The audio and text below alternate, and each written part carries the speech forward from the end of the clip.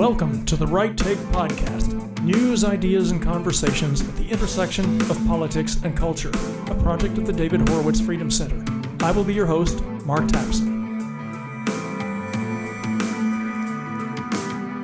Welcome back to the Right Take Podcast. I'm your host, Mark Tapson. Thanks once again for joining me here at the intersection of politics and culture. Well, another day, another spate of headlines in the news reflecting what I call the state of disunion, meaning that the state of the union today, our union, is actually disunion. Our nation is in great turmoil, wrestling with what one could argue is a hopelessly unbridgeable divide between the radical ideologues of the left on the one hand, who hate everything about this country and are hell-bent on fundamentally transforming it, and on the other hand, those Americans that my friend Kurt Schlichter calls the normals. I know you're already aware of this state of disunion, but let me share with you, if I may, just a few headlines currently on the internet that demonstrate this disheartening reality. Here's one. Child removed from home for improper pronoun usage by parents. That's about a Catholic couple in Indiana who were investigated by state officials for refusing to refer to their transgender son by pronouns and a name that did not match his biological sex. Here's another headline. Boston families furious as city kicks black children out of community center to house Biden's migrants. We have an administration and a party now in power that prioritizes illegal aliens over even the so-called marginalized minorities that Democrats claim to champion. Here's another headline. Hospitals claim chest feeding from trans woman is as good as female breast milk. You know, archaeologists of the future are going to look back on this time, if humanity survives this era, and they're going to say that ours was a time of civilizational mental illness. Okay, one more headline. Kamala Harris vows to abolish police departments nationwide as president. Okay, I made up that last one, but it sounds totally believable, doesn't it? Because we live in satirical times when reality is indistinguishable from satire.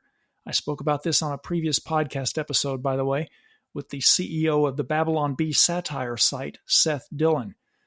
My point in bringing this up is that our nation, indeed our civilization, is in the grip of an ideological cancer called progressivism that is rotting our culture from within at an accelerating pace, as every day things seem to disintegrate even further into social, institutional, and spiritual chaos. To address this political and cultural scourge, I invited a guest today who is a friend, a very interesting guy whose takes on politics and culture are always a combination of enlightening, amusing, sometimes worrying, but ultimately inspiring, and I wanted to bring him on to offer some provocative insights into the state of our disunion. So stay tuned and don't miss this conversation. And let me say, as always, please take a moment to subscribe to The Right Take if you haven't already, so you can keep up with the conversations we are having here with important thinkers, writers, pundits, scholars, and storytellers. And if you like what you hear, a positive review would be greatly appreciated. Thank you, and don't touch that dial.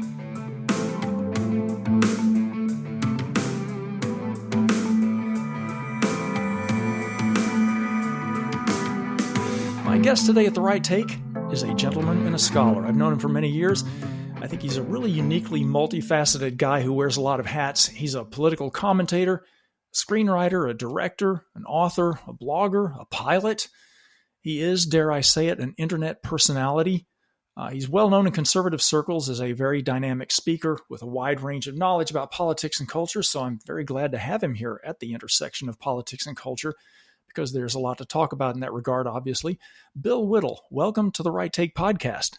He's a pirate, a poet, a pundit, a pilot, a pawn, and a king. I don't know, everything. Good to be here. Thank you very much, Mark. Thanks for having me.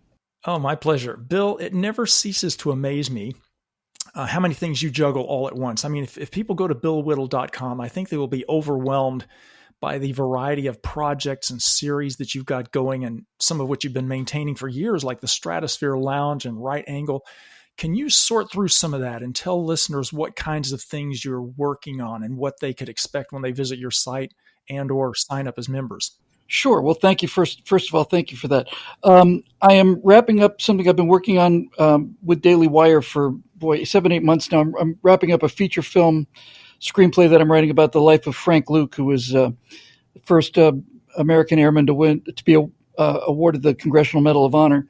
And that's gone a lot longer than I thought. But I basically got 3 different kinds of shows starting as soon as I finish this, which I expect will be in the next few days. All of them seem to have one thing in common, Mark. One of them is considerably more political, but not really political so much as social. But all 3 of them are basically designed to be less of, conservative talking head guy and much more about fundamental principles and sort of the basic underlying philosophies, because the division is so high in our country now that people don't even listen to people if they get the sense. So I'm just determined to not use the words Republican, conservative, liberal, Democrat, progressive. And I found that whenever we talk about politics, we lose, but whenever we talk about morality and principles, we win. So to answer your question, I've got 3 new series that are in the works. One of them is called Story Mechanics, and because of the speaking events I've done and association with a lot of conservatives in Hollywood, it's been an unbelievable honor, and I still can't get over it, frankly, to have met a number of celebrities like Gary Sinise and John Voight and Mike Rowe and vagabonds of that ilk. So what I wanted to do was I wanted to talk about how we actually tell stories. The older I get, the more I realize that everything we learn through stories. And if something is being taught to us badly, it's because it's not being told to us as a story. My feeling on this was that rather than getting John Voight, for example, rather than getting his political opinion on something, I want to talk to John specifically about a concept I'm calling, I almost called the show Archetypes. And I want to talk to him about this idea of the heart of gold. He's played a number of characters that are extremely sketchy on the outside, but are saved by the fact that they have this heart of gold, that in the end, there's a goodness underneath them. And my feeling on this was that by doing things like this, we could get a much larger audience. We wouldn't turn away an audience because it's not about politics. But if you do get to the basics of what saves people from their own mortal sins, there is a conservative type message in there. There's a positive message about who we are. And one of the things that the progressive movement I find most reprehensible about them is how they've inculcated hatred of ourselves in people, hatred of humanity, hatred of Americans, hatred of all of it. We're just supposed to hate ourselves. And I find that to be kind of sad and ridiculous on top of it. So that's one. The one I'm most excited about, just because it's most fun, is a series I'm doing with the Unreal Engine. I've been doing 3D animation since about 92. As a matter of fact, earlier when we were plotting individual vertice points with XYZ coordinates, it was crazy. But I'm using Unreal Game Engine now, and I'm doing a series called Major Mace Mattingly and the Last Men on the Moon. Turns out that there was, in fact, an Army study called Project Horizon, where they wanted to have anywhere from 50 to 100 men on a permanent base on the moon, military base, by 1966. So my premise for this, it's all tongue-in-cheek, obviously, is that actually did happen, and that the NASA program was essentially a diversion, and that there have been 4 astronauts that have been stuck on the moon since 1966. And they finally decided to reveal their presence because they can't stand watching what's going on down on Earth anymore. So it's basically my way of commenting on 2024 through the eyes of 1966 steely-eyed missile man, space age, let's light this candle, right stuff kind of thing. And because they're animated characters, there's a lot of interplay that can have with each other. And so basically the attitude on this is that it's always 1966 on the moon. These guys build lunar rovers so they can go out and race them. One of the guys is the main guy, Mace Mattingly, is a former surfer. So he's surfing down these mountains on the moon, and kicking up this giant rooster tail of dust. And I just wanted to show the difference between how we look at things today versus how we looked at them back then.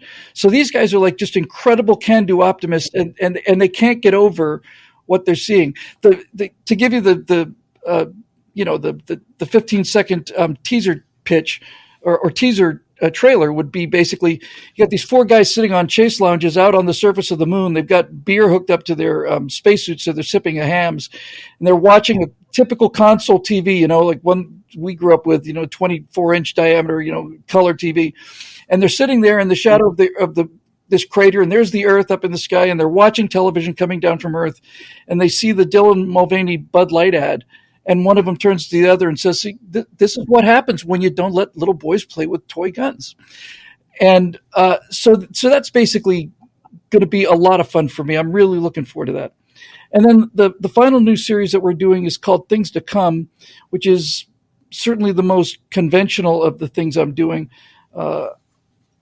I've become a fan of a book called The Fourth Turning, which makes the case that that human history moves in 80-year cycles, because even though the average lifespan has increased enormously, we still live to be about the same age if we live a long life, about roughly 80 years, roughly. The Romans called this the seculum, and the idea behind the fourth turning is that these historical cycles happen because society changes the further away we get from the last existential crisis. And to simplify things enormously, the Revolutionary War was fought mostly in the 1780s. If you add 80 years to that, you get the 1860s, which is the Civil War. If you add 80 years to that, you get the 1940s, which is World War II. If you add 80 years to that, you get the 2020s, and here we are.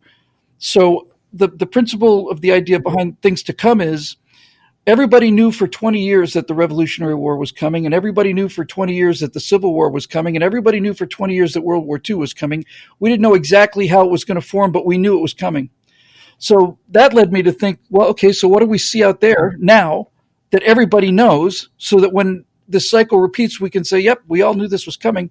And the conclusion I come to, Mark, is that the next crisis for our country is going to be an internal conflict between the lawless and the law-abiding. That's where I think the fault line is right now. Wow, very interesting. Yeah, I was going to ask you about your Things to Come series, but let me back up just a little bit and ask you about the Story Mechanics Project, because I'm very intrigued by that. I know that you know how important storytelling is to shaping a culture's value and identity, values and identity, clarifying and establishing who our heroes are, what our conflicts and triumphs are. I think it's especially crucial for conservatives to get more in the game in terms of storytelling and shaping the culture like you're doing. But I do think some conservative culture creators have trouble remembering that good storytelling is inherently conservative, and they have trouble resisting this impulse to hammer the reader or listener or viewer with political messaging. Can you elaborate a little bit on that and tell us, how that works and how storytelling is inherently conservative? I would love to. This is my wheelhouse. This is where I'm at my most comfortable.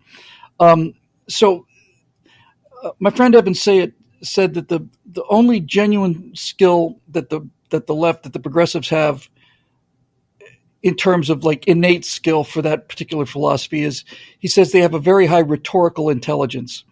They understand with a very high degree of competence how much you can influence people simply by your choice of words and language. And so we have to understand that we're fighting constantly on their battlefield. I'll give you a good example of what I mean by their rhetorical intelligence and how stupid we are. Stupid's not the word. We're not stupid. We're tone deaf is a better analogy. So you remember when Joe Biden gave his Nuremberg speech in front of the Independence Hall with the red and black banners and the outline of the soldiers and stuff.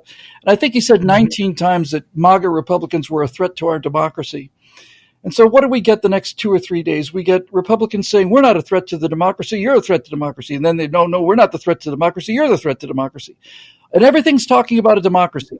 Now, which one of the two parties do you think, if we've identified this country as a democracy, which one of the two parties do you think sounds more American to you? Because I'm going to go with Democratic Party on that one. We should have immediately, the next day, come out as a party and essentially said, Mr. President, this isn't a democracy, this is a republic. We would think you would know that since you're in charge of it. The difference between a democracy and a republic is a democracy doesn't get to vote your rights away. In a democracy, you can vote people up against a wall. In a republic, you can't do that. You have inalienable rights that protect you. And if we had done that, if we just gone with the benefits of the Republic, then we'd be talking about our party and what we represent. So we're just clueless when it comes to this kind of thing. But in terms of storytelling being conservative, I really like to talk about this because this makes people's heads spin. Hollywood is the most left-leaning industry in the business. There's no question that Hollywood is extraordinarily well. It's the most openly progressive, left-leaning business sector in the entire economy.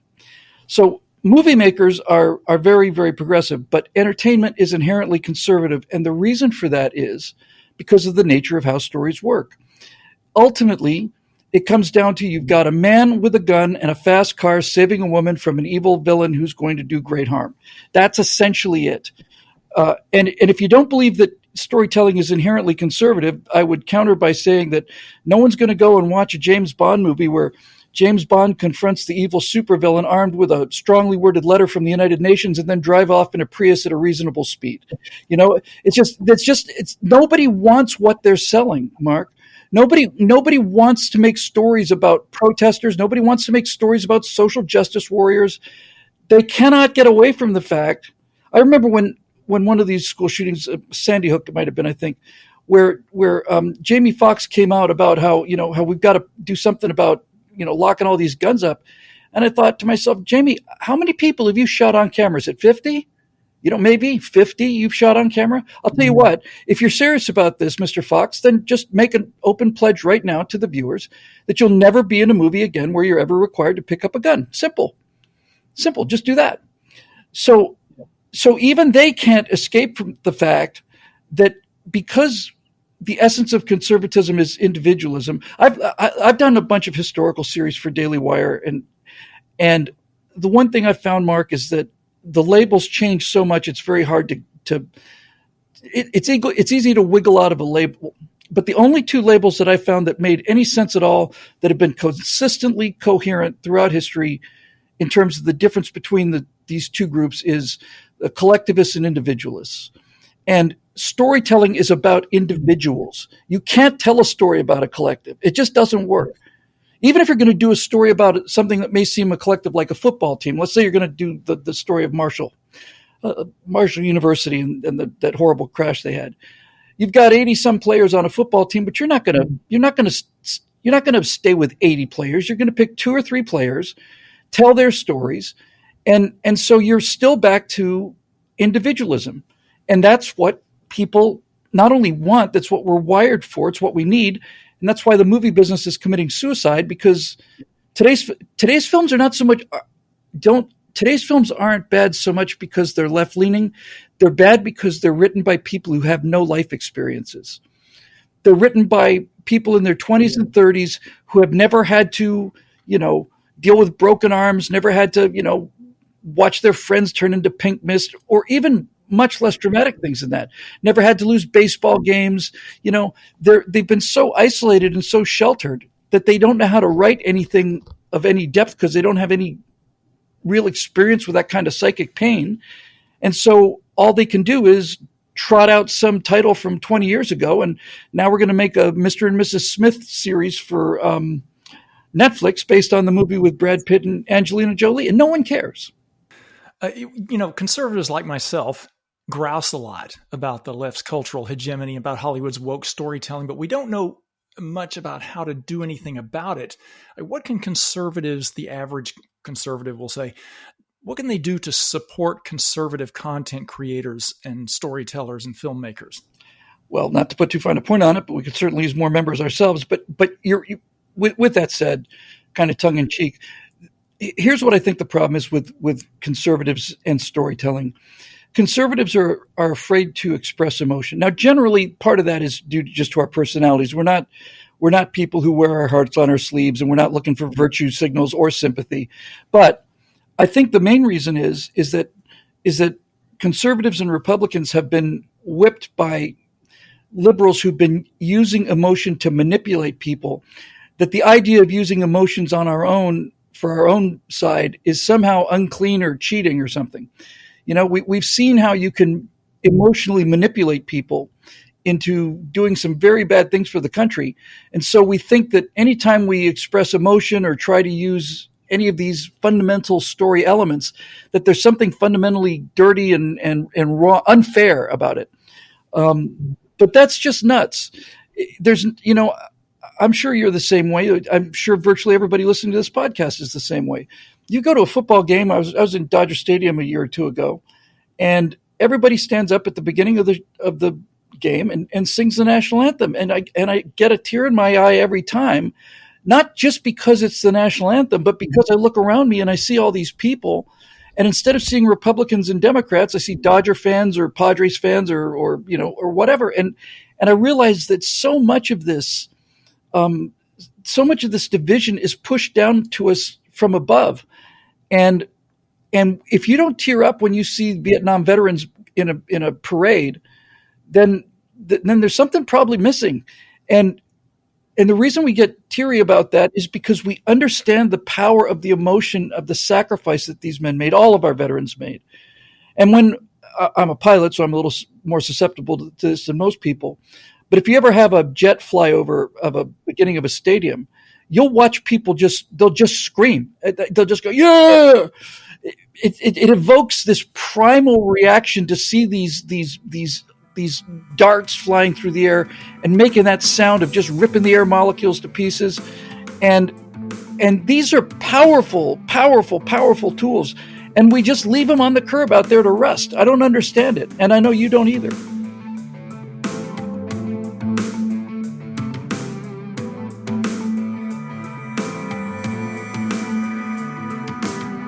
Shifting a little bit from storytelling to the culture at large here, there's obviously a lot of politicized madness going on in the culture today.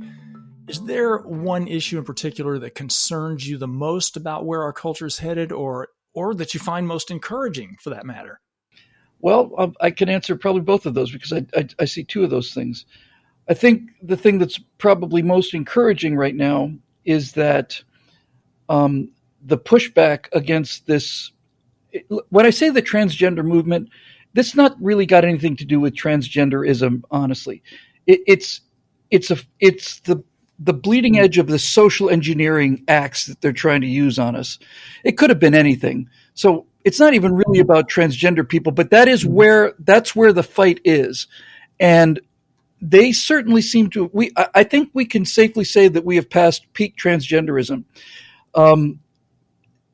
Nobody wants it. And if they choose to, if this is the hill they want to fight and die on in 2024 election, then they're going to get walloped because it creates inherent contradictions for the Democratic voter, for the liberal mind.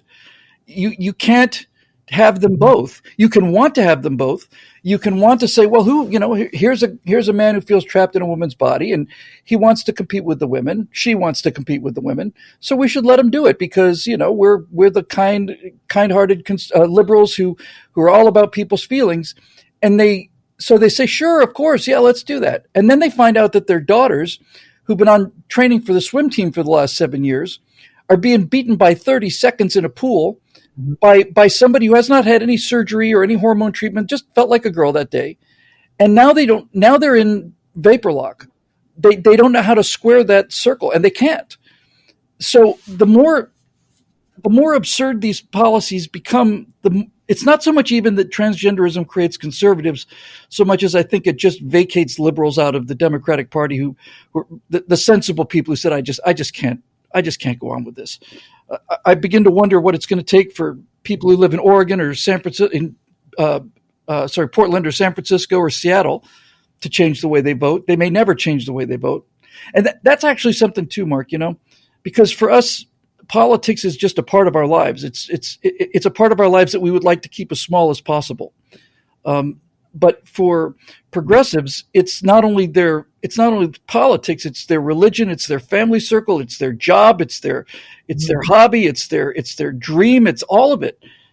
And I think the reason that society feels so divided is not because there's a difference between how people look at things, but that politics has pervaded so much of society. The example I just gave, is okay. Is your daughter going to be on the swim team or not? How is that a political issue? Well, 50 years ago, it wasn't a political issue. 50 years ago, the difference between the Republicans and Democrats would be, well, we're in favor of a 12% tariff. Well, we're in favor of a 2% tariff. And that was pretty much it, you know. And you can live together with people who disagree with you on issues that are, in fact, strictly political. But when you politicize the culture, when you politicize, people's sexuality, when you politicize the language, when you politicize everything, then people are going to start pushing back. And so here we are. And it's not pretty, and it's going to get worse, but it will get better, and we will come out of this. On the other side of this, I am utterly convinced of this, that we will come out of this as a better country the same way we did in at the end of the 1780s and the 1860s and the 1940s. We're going to have some tough times ahead. If it's not a crisis, it doesn't serve its function. The purpose of the crisis is to burn away all of the dead brush, and things like transgenderism is a luxury philosophy that is clogging up the filters. It's just kudzu at this point. Maybe I have just a kind of a apocalyptic mindset or worldview, but when I look around at some of this madness, I see the threat of civilizational collapse. I see epic conflicts of good and evil everywhere. Do you feel that way too, or am I just being hyperbolic? No, I felt that way as I think every person who reads the news and who loves the foundations that this country was built upon. I think everybody feels that way. What changed my thinking was my kind of deep study onto the cyclical nature of time, at least in terms of how it affects human behavior. So the authors of The Fourth Turning say that there's basically three ways that a society can look at time. Most primitive societies look at time as chaotic. They don't write things down. They know that something happened at one point. They're not really sure 3 generations ago which happened before when. Time is essentially a jumble where things just get placed where they fall. He said that second way to look at it is linear, and he said that Americans are the most linear thinking people that have ever existed in the world. So if you think of time as linear, we started at the Declaration of Independence, and we're going to end up in the gutter, and it's a straight decline, like a wedge, just a slope. And so if you think of time as linear, things used to be great. We're heading towards bad times, and there's nothing on the other end of the bad times except for cratering, and the country's over, and we're gone, and and the communists take over, and all the rest of this stuff. But he said that most civilizations throughout history have thought of time as cyclical because of so many of the cycles of nature. We have the seasonal cycles, we have the cycles of the moon, we age in seasons. We have our childhood spring, and we have our kind of physical prime of the summer, and then our maturity in the fall, and then finally our decline in the winter.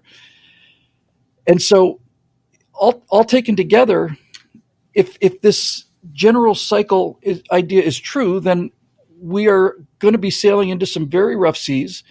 I don't think as rough as the last crisis, to be honest with you, and I certainly don't think as rough as the one before that, which was the Civil War.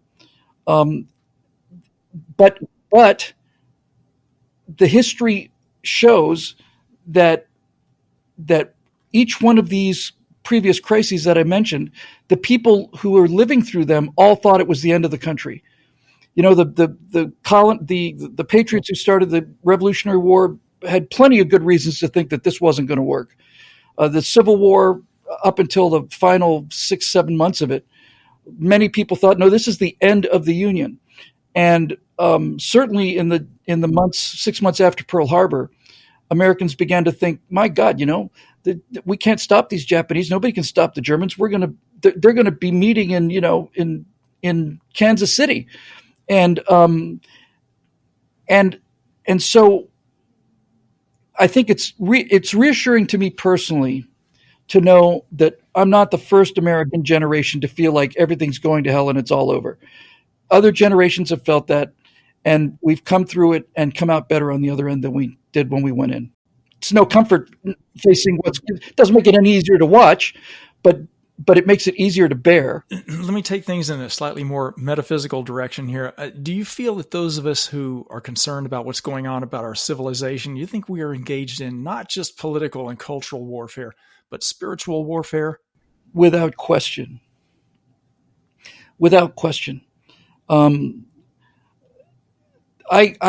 make a major effort. Well, in everything I do, I make a major effort to be fair about things, as fair as I can about things. And so for me, that means when I think about, those damn Democrats, there are millions and millions of people out there who vote the way they vote because they've never heard anything different. I consider those to be actual victims, innocent, defendants, really, more than anything. But the people who are pushing these ideologies are just plain evil. And there's no question in my mind that they're evil. It's up to each individual person to decide whether or not they believe in a metaphysical evil. But the progressive idea that there is no such thing as good and evil, I think, is just another patently obvious lie. You as an individual person listening to this podcast can decide whether or not you think that there is a metaphysical evil or whether it's just a behavioral kind of an evil. But there is evil out there, and it is motivating a great deal of what we see. For example, Klaus Schwab and the whole World Economic Forum. Those guys are evil. They may be evil because they're the agents of Satan, or they may be evil because they're powerful, smart people who have this defective gene that needs to tell other people what to do. But the end result is essentially the same. So on some level, it's a distinction without a difference. What they want is evil. What Bill Gates wants for us is evil. They want to control us. They want to be able to tell us what to do. And they think they have a right to command our lives, usually because they think they're smarter than the rest of us, which is the sure sign of an idiot, by the way. Anybody who thinks that he's smarter than 30 million people doesn't understand how computing works. And they don't understand things about real-time data, and they don't understand things about variations and so on. I saw a pin the other day. I bought it. I bought a pin. I bought the shirt, and I bought a coffee mug. Going to send the coffee mug to Jeremy Boring, who's a friend of mine. And it's very simple. I'm a big Star Trek fan, and the shirt just says, "Too many Spocks, not enough Kirks." And I thought, yeah, that's our problem. Too many theorists, not enough people of action, not enough people of willpower to say that, yes, science is offering an opinion on something, and that opinion may be correct, but that opinion on a political issue is not necessarily the answer. I mean, the problem with people who look at science as a religion is that they think it's a religion. Science is a scalpel. It's a way to look at the world that produces astonishing results, so long as you stay within the bounds of what science can actually do. Political science is an oxymoron, and it's practically a double negative as far as I'm concerned. So politics is not science, and if you think that you can apply a scientific solution to politics, you're nuts. And the leading proponent of this kind of insanity was Karl Marx and Lenin and Mao, who believed that you could run individual lives the way you would run a machine. And they only killed, estimates range between 100 to 200 million people. That's a lot of people. I just finished a series for Daily Wire, hasn't aired yet, called An Empire of Terror. I pitched it as wanting to take a look at each one of the leaders of the Soviet secret police. But once I started writing it went in an entirely different direction, kept coming back, not to Stalin, kept coming back to Lenin every time. And when you think about it, I said, 100 million people, that's an easy thing to get over your lips.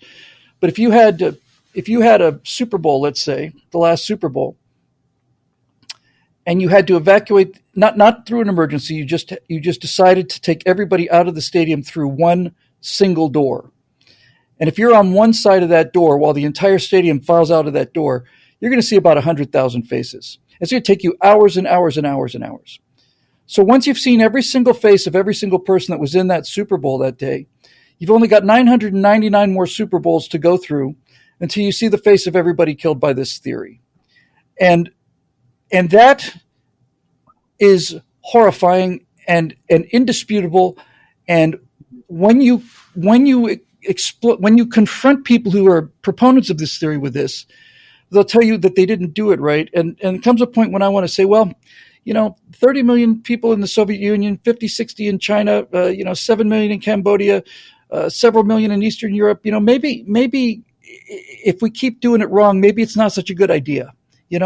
Maybe it's just not a good idea. And what I ended up saying in the series was, it's not that Lenin and Stalin didn't do it right, and they didn't do it the right way. They didn't do it the wrong way. They did it the only way. That's the only way you can control people, is through terror. And that's what we're seeing in Russia right now, as a matter of fact.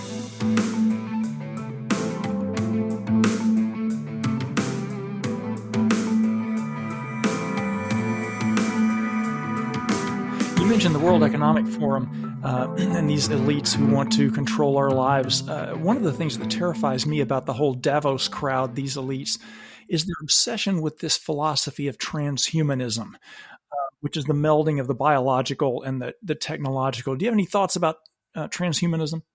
I do. There was a time when I would have counted myself, among them.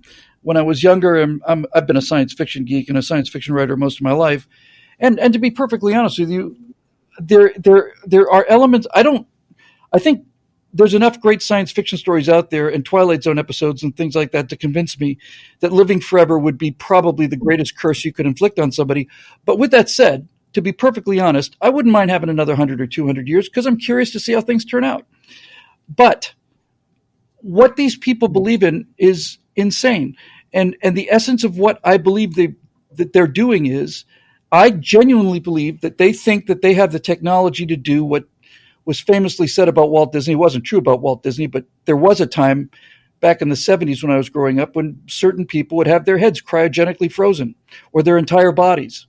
They're dying of cancer. They die of cancer. They put their bodies in liquid nitrogen, and they're waiting for the day where we have the technology to thaw out some 80-year-old guy from 150 years ago and spend billions of dollars bringing him back to life so we can learn what. But in any event, it's a fear of death and a fear. I think this is such a great conversation. I'm really enjoying this so much, Mark, because I just really just flew into my head that really a fear of death is actually kind of a fear of living in a way. It's a fear of living, because living includes dying. That's part of the living process, and they don't want to die. And the reason that they're so terrified of dying, and that they're willing to try and build these machines that they can upload their personalities into, and they're going to live in cybernetic bodies, and they're going to be able to think at the speed of light and all this garbage, is that I think they're so afraid to go because their egos are so enormous. There is nothing on their horizon other than themselves. And so they realize that, well, any means justify the end of my, continuing survival. When Bill Gates is the largest owner of agricultural land in the planet, it's time to start paying attention.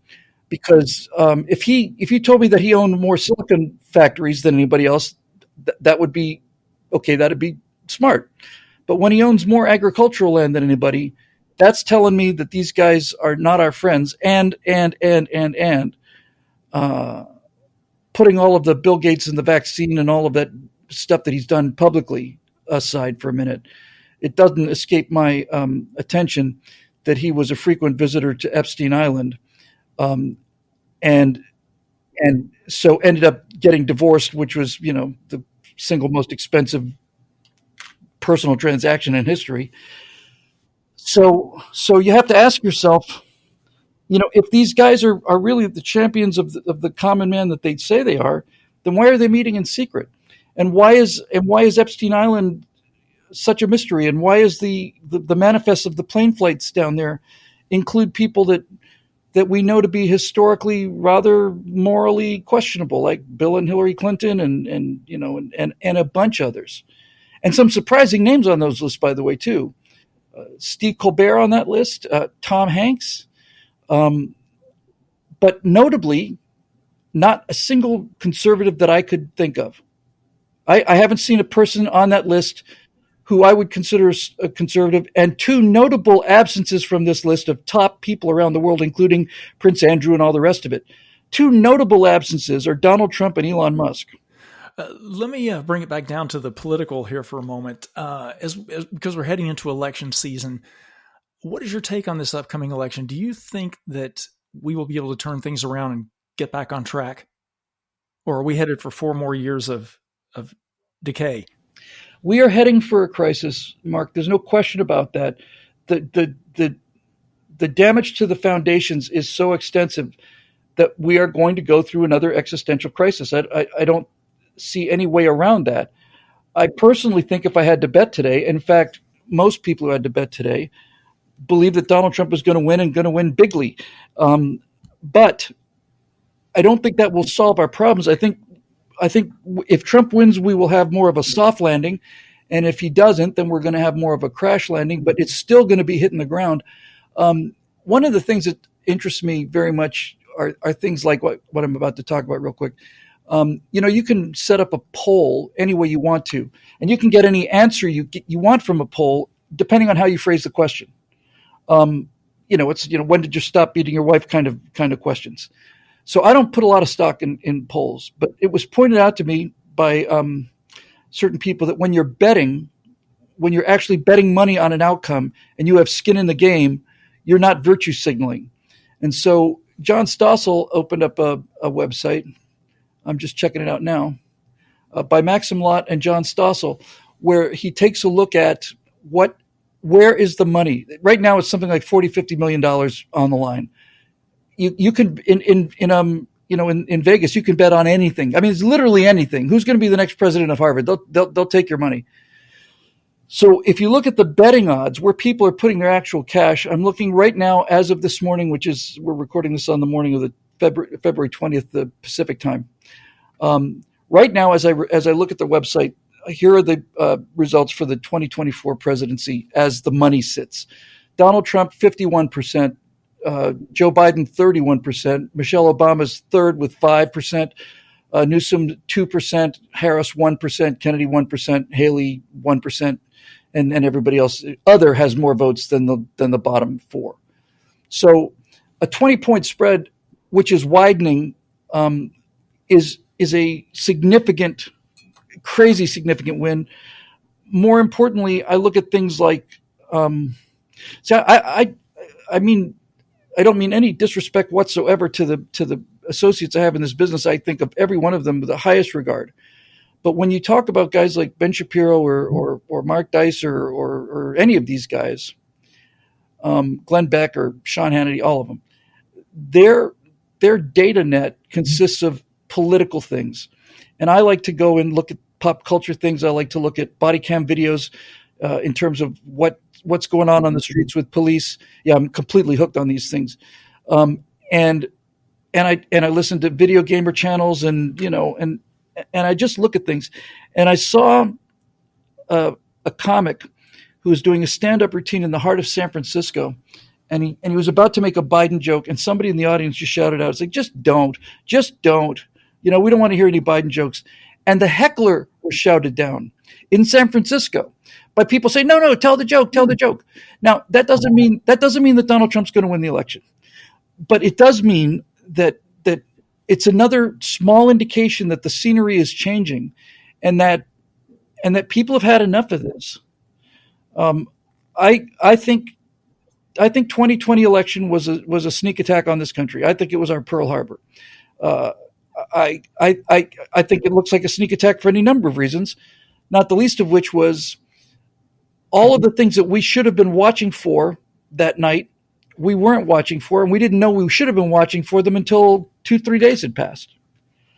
I was on the Daily Wire broadcast for that election results. They put me on. I'm the after midnight guy. They fill in when Jerry Lewis on the telethon has to go to the bathroom, chuck me on stage. But during the time I was on, because you may remember the 2020 election was about to be called, and then it just halted for 3 hours. Nothing happened, and Donald Trump came out and said there's something fishy going on.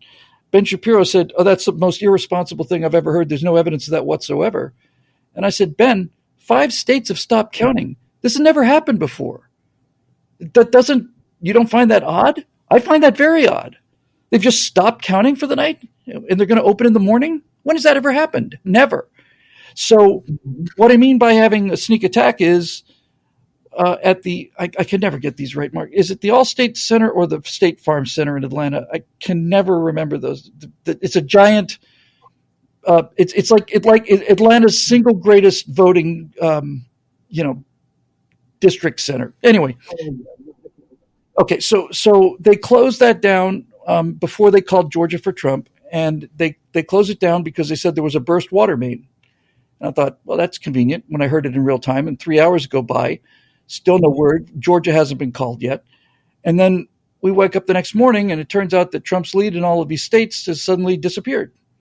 In the 5 or 6 battleground states that he was winning and had to win, and then the next morning they were gone. And if you look, I'm going to call it Allstate. If I got it wrong, you got it wrong. But if you look at the footage from the Allstate thing, you'll see the supervisors, the election officials, coming out and saying to the Republican and Democratic observers, the nonpartisan observers, basically saying, look, we have to shut the place down for the night. We're sealing all the votes. We'll be opening again tomorrow morning at 9, come back at 8 o'clock, and we'll start counting again. And you watch these people just get up and walk out, because why would they think any differently, right? I mean, what the idea was as inconceivable as Pearl Harbor was. It's just inconceivable. And then the next thing you know, it happened. So yeah, I think it was a sneak attack. But the good news is you only get one sneak attack per war. In 2024, if they say, you know what, we've got a little problem here, all of you guys just go home. We'll see you in the morning. No, I don't think so. Whether they can cheat their way out of 2024, I don't know. I've taken a look at some of the source data, and I've heard statistical analysis from engineers and aeronautical engineers. These are people who are not politicians. These are people who process data for a living. And they say there's no question there were a lot of irregularities there, and I believe it. So the question is, can they swing it again? And I used to think that there was a margin of victory that exceeded the margin of cheating. But what we appeared to be seeing, I'm going to just say appeared to be because I don't have the hard evidence of this, but what we appeared to be seeing was a system that was designed to constantly readjust the vote count depending on how highly Donald Trump was leading. If Biden's leading, you don't want to add evidence by cheating. You don't need to cheat in a precinct where Biden's leading. But what seemed to be happening was that the larger Trump's lead got, the more votes got flowed over to Biden. And needless to say, a significant number, maybe 3/4 of these ballots turned out to have no down ticket votes, just for president, no votes on water, proposals, or no votes on who's going to be the dog catcher. Just president, inked in. Seems a little suspicious to me. They don't have our best interests at heart, Mark. You've offered a lot of helpful and encouraging notes here, I think, which I'm glad to hear. What do you think people in their everyday lives, conservatives in their everyday lives, can do to fight the good fight? I mean, like I said, you've offered up some hope, and you see victory on the horizon, wherever that horizon may be. But what can people in their everyday lives do? Let me just say, as far as the victory goes, you're not going to surpass, I don't think anyone will ever surpass what I think the single most important man in terms of World War II was, and that's Winston Churchill. And he didn't come in here saying, hey, we're going to win, everybody relax. He came in and said, I have nothing to offer you but blood, toil, tears, and sweat. It's not going to be fun. It's going to be a real fight. It's going to be chaotic, and it's going to be ugly. It's going to get much worse before it gets better. So I didn't want people to think I was in this kind of Pollyanna space. It'll be fine. It's not going to be fine, but we will win. And so what I would urge them to do is really just 2 things. First of all, I would urge them to avoid, and this is hard. I'm going to be completely honest with you here. Well, I'm completely honest with you all the time, but this one, what I really should have said is this one's a little harder to admit to. One of the first things we have to do is make sure we don't fall into the pit of hatred, because these are our countrymen. Almost all of them are people who are well-intentioned and who have a completely different information base than we do. Now, the people that are the actual architects of this, those people are mean-spirited sons of guns, and I'd be happy to see them straight to perdition. But generally speaking, I don't think it's a good idea to get your hatred levels up too high, because it's corrosive. It's just acid. It's not good for you, and it's not good for the country. But I think the single most important piece of advice would be that this particular conflict is not going to be a shooting war. It's going to be an information war. It's going to be a narrative war. It's going to be a psychological war. There's no question that the pandemic was a psychological experiment in real time in terms of what we would take and not take. So the single piece of advice I would give to your listeners now is, do not be discouraged, because that is their objective, period. That's it. These people cannot win unless we give up. And they will continue to tell us that victory is impossible. They will continue to make our lives miserable. They could continue to give us examples of decay and destruction, and they will amplify that sense of hopelessness and bitterness and regret and especially that sense of resignation, like it's all over. It's not even worth going to the polls anymore. It's all fake. That is their objective. And if you understand that sense of despair is what they are trying to achieve, then don't give them the win. I'm determined not to give them the win. That doesn't mean I don't have bad days. There's days when I hardly can get out of bed. But nevertheless, with that said, keep your chin up. And this old ship of ours has been through rough waters at least 3 times before. And all 3 times we didn't know if we were going to make it through, but we did. And we'll get through this one too. Excellent. Well said, and a good note to go out on. Bill, obviously, to keep up with what you're doing, people could just go to billwhittle.com, but what about following you on social media? Where should people go for that? Well, since I think social media is a handcrafted tool of the devil himself, I don't really... billwhittle.com, the best way to find most of my stuff is to find Bill Whittle channel on YouTube, where, for example, we do a show 4 times a week called Right Angle, which we've been doing since we started at PJTV. So we haven't missed a week of Right Angle since 2008. But to give you an idea of how this connects to what I just said, virtually all of my videos are there on the Bill Whittle channel at YouTube. But when we started doing the Right Angles back in 2014, we would routinely see 40 or 50,000 views for each episode. We'd do four or 5 different episodes a week. 40, 50,000, something like that. And then overnight, it went to 19,000, 20,000, 17,000. And then it stayed there for a while. And then overnight it went down to 11,000. Now it's down to 4,000. I have 187,000 subscribers on YouTube, and I put out a video and it gets seen by 4,000 people. So something's going on over there.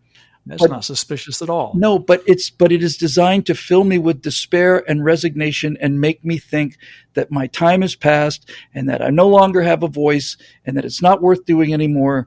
This shadow banning is a powerful psychological weapon against people who they don't want to hear.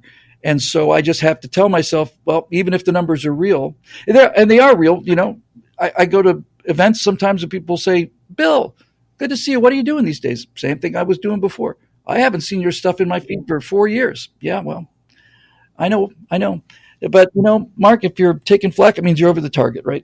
So anyway, billwhittle.com is where you can find all the new stuff, and we'd love to see you over there. Bill Whittle, thanks for making the time to come on The Right Take, and keep up all this very interesting work, and come back anytime, brother. You fight the good fight too, pal. It's a pleasure talking with you. Listeners, thank you for joining me here at the intersection of politics and culture. Don't forget to subscribe to The Right Take so you can keep up with all the important conversations we're having here. And again, if you like what you hear, please leave that positive review. Be seeing you. The Right Take with Mark Tapson is a project of the David Horowitz Freedom Center and Front Page Magazine. Unauthorized reproduction of this podcast without express written consent is prohibited.